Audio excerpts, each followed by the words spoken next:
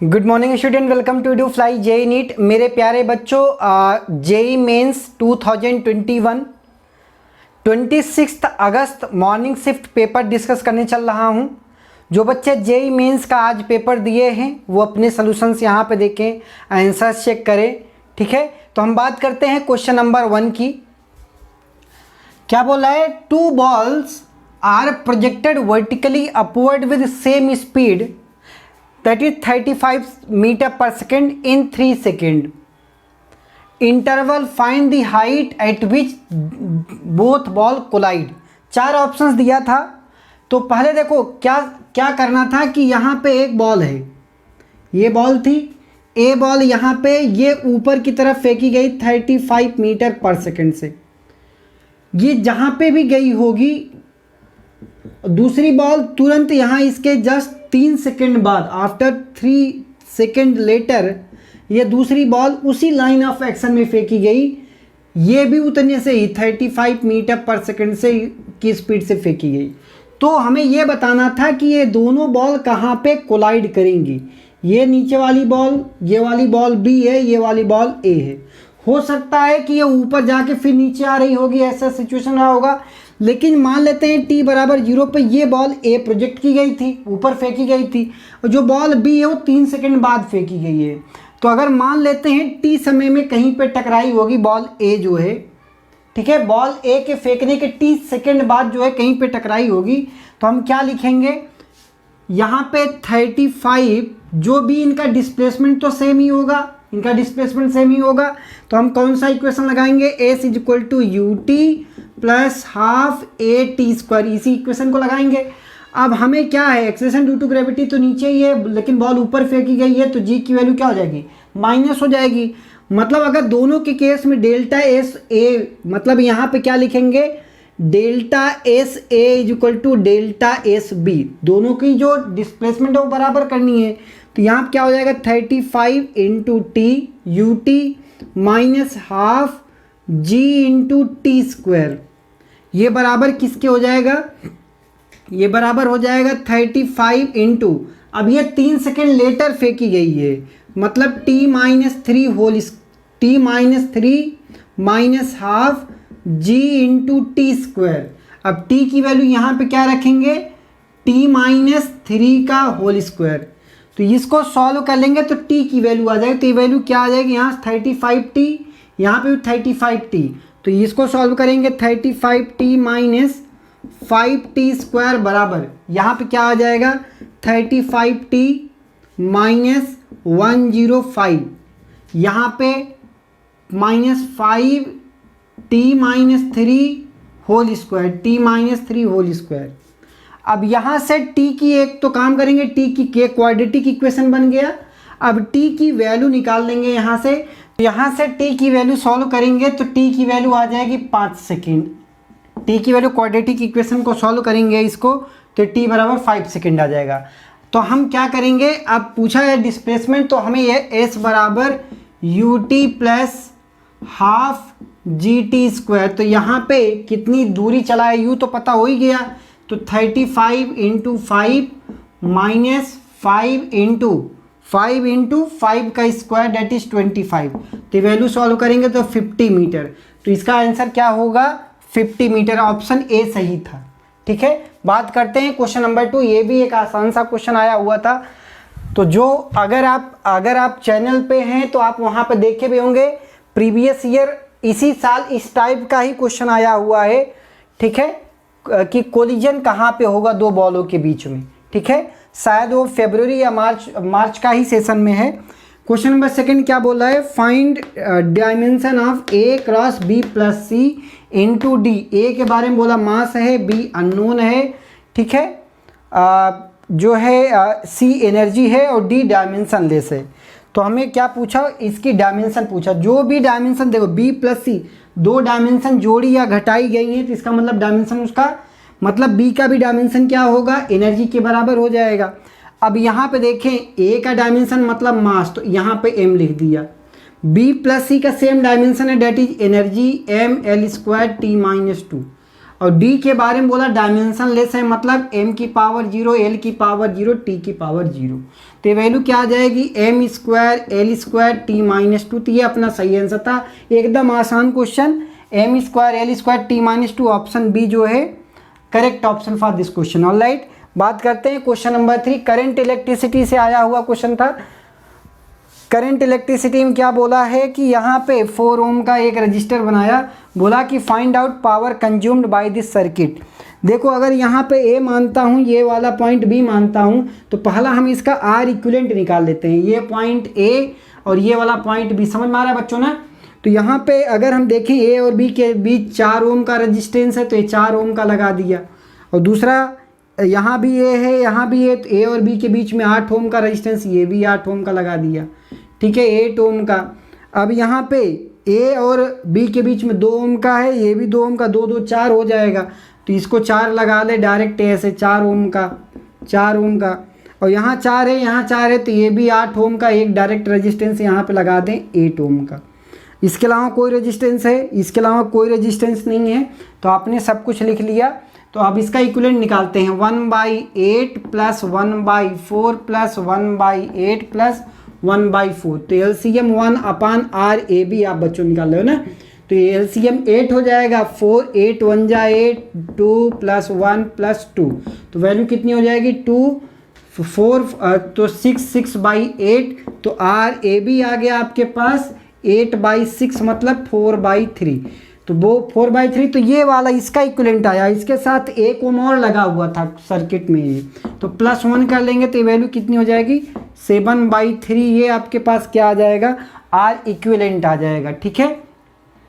यहाँ पे 8/6 है ना, तो 4/3 लिखा, तो इसका हाँ ठीक है, एवरीथिंग इज ओके नाउ। तो ये आपके पास R इक्विवेलेंट आ गया। तो हमें पावर कंज्यूम्ड के बारे में क्या पता है, P = V² R equivalent. V की वैल्यू हमें बोला है कि यहाँ पे 2.2 है, कितना, तो 2.2 का whole square divided by R equivalent की वैल्यू कितनी आई है 7/3। तो बस इसको सॉल्व कर लेंगे तो आपके पास आंसर पावर कंज्यूम्ड का आ जाएगा, ठीक है। तो ये भी एक आसान सा क्वेश्चन आया हुआ था। क्वेश्चन नंबर 4 में बात करते हैं, समझ में आ रहा है बच्चों ना। तो थोड़ा सा आपको 2-3 वीक से चैनल पे कंटेंट नहीं जा रहा था, उसके लिए सॉरी। आप अभी जो है CET भी आने वाला है अगले महीने, तो उसके लिए भी कंटेंट डालना है मुझे। तो यहाँ पे बात करते हैं क्वेश्चन नंबर 4। अगर ये A है, ये B है, आउटपुट पूछ रहा है, 4 ऑप्शन दिए थे। देखो ये बहुत सिंपल सा क्वेश्चन है। अगर A है यहाँ पे, तो ये एंड गेट है, तो A बार हो जाएगा यहाँ पे। ये B है, तो ये वाला क्या देगा, B बार देगा, तो A बार, ये B बार। अब A बार यहाँ पे और B बार यहाँ पे। अब ये दोनों क्या कर रहे हैं, एंड में जा रहे हैं, तो इस पे एंड लगा दिया, उसका फिर बार है तो इसका बार लगा दिया। तो आपके पास ये वैल्यू क्या आ गई, अगर डिमॉर्गन्स थ्योरम लगाएंगे, A डबल बार यहाँ पे B डबल बार वैल्यू, तो इसे बार का बार क्या होता है, बार का बार A ही होता है, तो A + B आ जाएगा। अब A + B कौन सा गेट होता है, और गेट होता है, तो हमारा आंसर कौन सा गेट हो गया, और गेट इसका सही आंसर है। So stay tuned with EduFly JEE NEET। बात so in continuation with question number 5, 2 car A and B moving in a straight road, car B passes car A by relative speed is given, that is 45 meter/second. At what speed of the driver of car B observe car A inside the mirror of focal length दिया है 10 centimeter when car A is at a distance of 1.9 meter from the car B। ठीक, तो हम पहले इसमें क्या निकालेंगे, magnification. क्या निकालेंगे कि इसका मैग्निफिकेशन क्या है, m = -f/u - f। तो ये वैल्यू क्या है, -f मतलब -10 divided by u - f। u की वैल्यू ये 1.9 है, तो मतलब अगर इसको सेंटीमीटर में चेंज करूं तो 190 माइनस में हो जाएगा, -10, तो ये वैल्यू क्या आ जाएगी 1/20। तो ये इसका मैग्निफिकेशन आ जाएगा। अब आपको फार्मूला क्या पता है कि इमेज जो वेलोसिटी होती है, image velocity parallel is equal to -m² into velocity of object parallel, ठीक है। तो यहाँ पे 1/20 का square into velocity parallel is given that is 45 metre per second. यहाँ पे 45 मीटर पर सेकेंड है, तो वेलोसिटी ऑफ ये वैल्यू क्या आ जाएगी 45 मीटर पर सेकेंड। तो यहाँ से वैल्यू क्या हो जाएगी आपके पास 1/20 है, इसका square 445 divided by 45 square divided by 45 into 4 divided by 400। Alright, तो यहाँ पे माइनस होता है, ये माइनस, यहाँ पे भी माइनस, यहाँ पे भी माइनस। अब ये वैल्यू कितनी आ जाएगी आपके पास माइनस, अगर ये 5 से काट दें तो 9, यहाँ पे कितना आ जाएगा 5 से काट दें 80, -9/80। -9/80 कौन सा ऑप्शन है, -9/80 option A is the correct option. ठीक, बात करते हैं क्वेश्चन नंबर 7। ठीक है, तो ये भी एक आसान कैटेगरी का क्वेश्चन आया हुआ है, आसान नहीं बोल सकते, मीडियम कैटेगरी है एक्चुअली ये।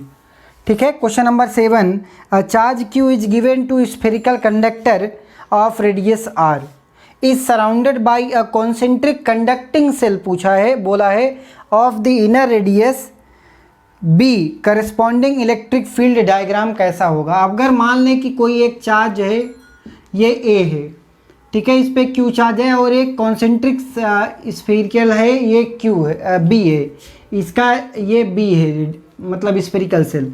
अब यहाँ पे क्या होगा, अगर ये पॉजिटिव है तो यहाँ पे ये वैल्यू क्या हो जाएगी निगेटिव हो जाएगी, यहाँ पे उतना ही नेगेटिव चार्ज, और जितना ये नेगेटिव होगा उतना इधर क्या हो जाएगा पॉजिटिव हो जाएगा। तो यहाँ पे अगर हम देखें तो इलेक्ट्रिक फील्ड क्या होगी, इलेक्ट्रिक फील्ड की डायरेक्शन जो है कि यहाँ से चलेगी, यहाँ पे इनके बीच में भी होगी, पॉजिटिव नेगेटिव के बीच में भी होगी, यहाँ भी होगी, यहाँ पे भी स्ट्रेट लाइन के फॉर्मेट में, और यहाँ पे ऊपर पॉजिटिव। तो यहाँ पे इस तरीके से जो इलेक्ट्रिक फील्ड होगा वो रेडिली आउटवर्ड होगा हर जगह। ठीक है, इलेक्ट्रिक फील्ड क्या होगा रेडिली आउटवर्ड। तो इस तरीके से डायग्राम आपका ऑप्शन में दिया था, आप उस मतलब उसको टिक कर सकते हैं। ठीक है, तो बात करते हैं क्वेश्चन नंबर 8। क्वेश्चन नंबर 8 में क्या बोला है, compare the RMS speed of, देखो कितना आसान क्वेश्चन, हाइड्रोजन ऑक्सीजन और carbon dioxide eight same temperature. अब जिस बच्चे को फार्मूला पता है कि जो VRMS होता है RMS, VRMS बराबर √ 3RT/m, 3RT/m। यहाँ पे देखो R कांस्टेंट है, टेम्परेचर कांस्टेंट दिया है, मतलब जिसका ये मास, मॉलिक्यूलर मास ज़्यादा होगा उसका RMS स्पीड कम होगा, ये सिंपल सा कॉन्सेप्ट है। तो ये देखते हैं, आपके पास 3 चीज़ें हैं, एक तो ऑक्सीजन दिया है, हाइड्रोजन दिया है, ऑक्सीजन दिया है, और CO2 दिया है। इसका मॉलिक्यूलर मास कितना हो जाएगा, मास नंबर कितना, ये 2 हो जाएगा, यहाँ पे वैल्यू कितना 32, और ये कितना 44। ठीक है, तो अब आपके पास सबसे ज़्यादा CO2 का है, तो इसका RMS वैल्यू उतनी ही कम होगी, इसका मतलब VRMS ऑफ CO2 ये उतनी ही कम होगी। इसके बाद क्या होगा, ऑक्सीजन होगा, RMS वैल्यू ऑफ ऑक्सीजन सबसे कम, सबसे ज़्यादा जो जिसकी RMS वैल्यू होगी वो होगा हाइड्रोजन। ये भी एक आसान सा क्वेश्चन, एकदम आसान बोल सकते हो। ठीक है, बात करते हैं नेक्स्ट प्रॉब्लम। नेक्स्ट प्रॉब्लम फिर क्वेश्चन नंबर 6 बात करेंगे। कह रहा है कि a long chain of length 3 metre of mass 3 kg is placed on a table 1 meter hanging on the table. Find the kinetic energy of chain when it slips from the table completely.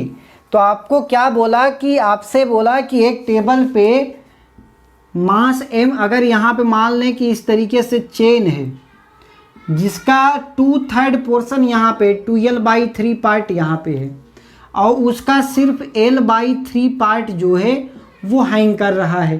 ठीक है, आपसे बोला कि जब ये तो initial condition थी, आपसे क्या बोला कि जब ये पूरी चेन स्लिप हो रही हो तो काइनेटिक एनर्जी क्या होगी, ये बोला है। ठीक है बच्चों, तो अगर हम बात करते हैं कि अगर ये तो इनिशियल है, फाइनली क्या हो रहा होगा कि ये इस तरीके से पूरी जो है हैंग कर रही होगी। तो यहाँ आप देखें अभी काइनेटिक एनर्जी क्या है, तो आप conservation of energy, kinetic energy initial plus potential energy initial is equal to kinetic energy final plus potential energy final, ये बेसिक कॉन्सेप्ट लगा सकते हैं। तो इनिशियल काइनेटिक एनर्जी क्या है 0 है, इनिशियल पोटेंशियल एनर्जी देखें तो mg इंटू एम मास कितना है m/3 लिख देंगे, इंटू ये l/3 इसका सेंटर ऑफ मास l/6 पे, तो माइनस l/6, ठीक। और यहाँ पे काइनेटिक एनर्जी हमें निकालना है, final kinetic energy plus potential energy. अब यहाँ पे क्या होगा, l/2 पे यहाँ अप्लाई करेगा तो वैल्यू क्या हो जाएगी m इंटू जी इंटू माइनस l/2। तो यहाँ से देखें तो आपके पास mg इधर ले आएंगे, एक्चुअली काटेंगे नहीं, इसको इधर ले आएंगे तो यहाँ पे माइनस mgl डिवाइडेड बाई 18 और इधर आएगा तो प्लस mgl/2, तो LCM कितना हो जाएगा 18, तो माइनस mgl प्लस 9 mgl, तो वैल्यू कितना 8 mgl divided by 18 is equal to ये वैल्यू क्या हो जाएगी, काइनेटिक एनर्जी फाइनल के बराबर हो जाएगी।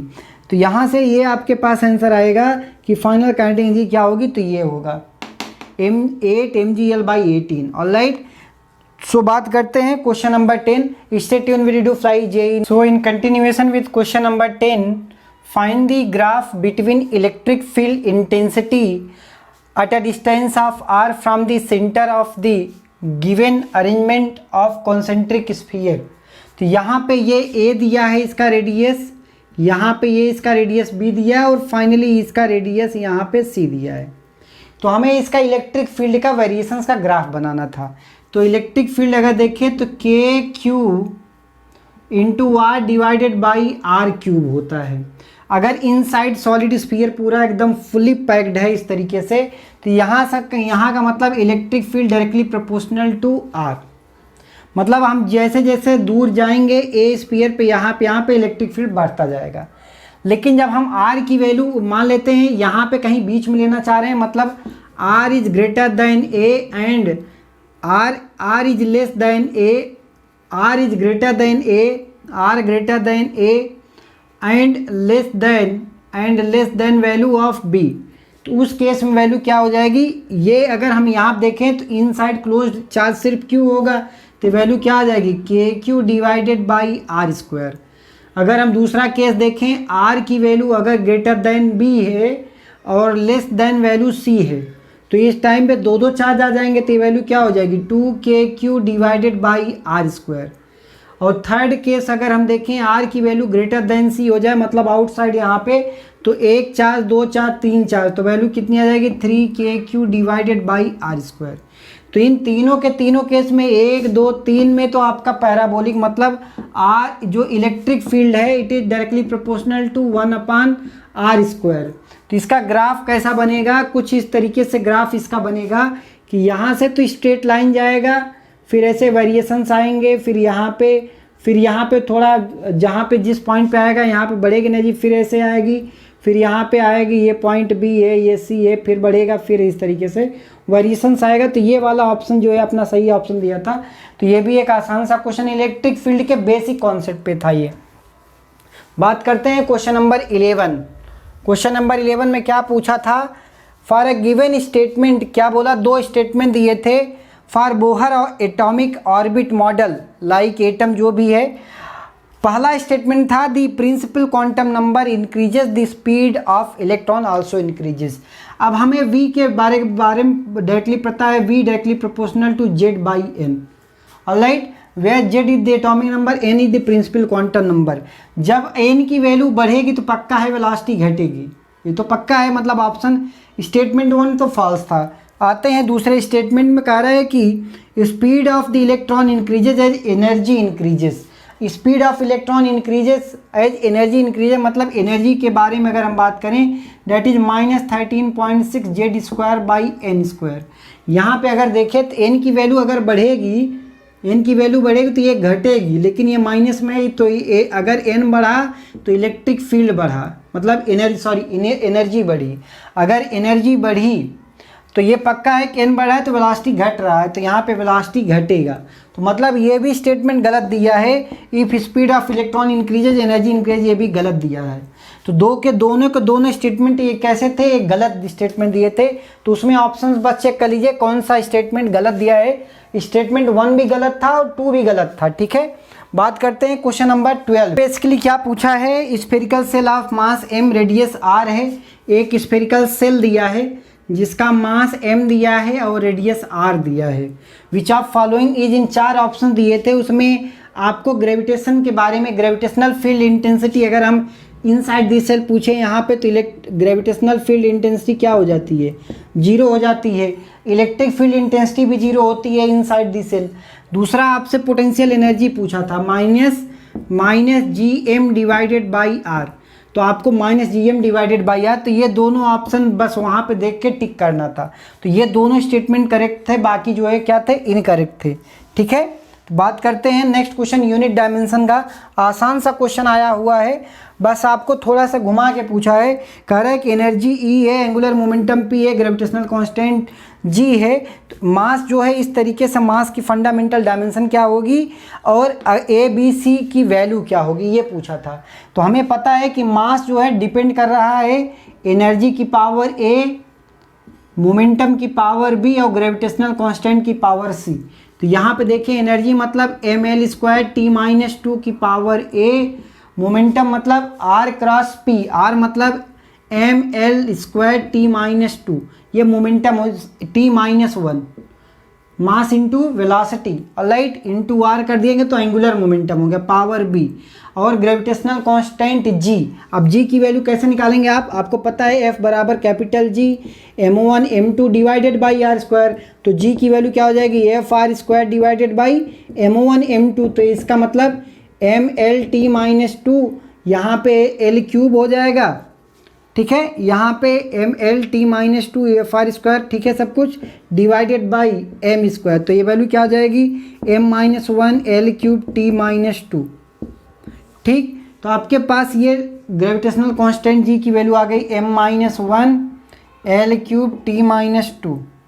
ठीक है, अब यहाँ पे आपके पास ABC सॉल्व करना है सिंपल, तो यहाँ पावर इसकी C लगाना है। ठीक है, तो यहाँ पे देखें m की पावर 1 है, तो m को एक साथ कर लेंगे तो a plus b minus c, और l को एक साथ करेंगे तो 2a plus 2b plus 3c, और t को एक साथ करेंगे तो -2a minus b minus 2c।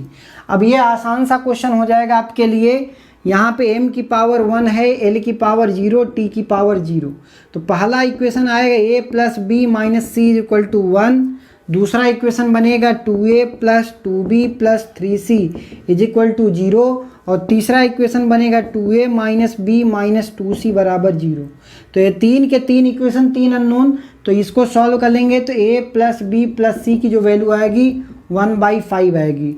So correct option is 1/5। ठीक है, बस ABC यहाँ से सॉल्व करना था। अब लास्ट क्वेश्चन बात करते हैं, जितना मुझे क्वेश्चन सारे मिले थे वो मैंने क्वेश्चन नंबर 15 डिस्कस करते हैं। आसान सा क्वेश्चन ये भी है।